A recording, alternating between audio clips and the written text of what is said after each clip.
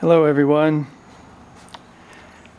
I'm bringing you into my shop today just to give you a few of my thoughts that I had. And as we are going through our lives and walking with our Messiah, sometimes there's a lot of dust and dirt, as you can see here. The dust and the dirt that accumulates on us and upon the things of the world. And it covers up many of the good things, right? Just like we are the salt of the world and we are the flavor in that salt. And when you reveal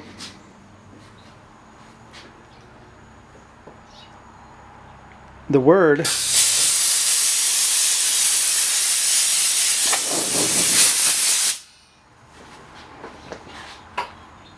and take away all the dirt,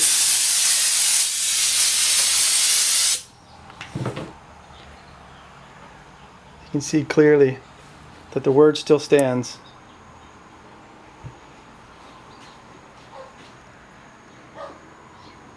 So this is Psalms 91 written on my bench because it's a daily reminder of the protection of the Most High. Once we clear away the dirt and the debris, we will be left standing.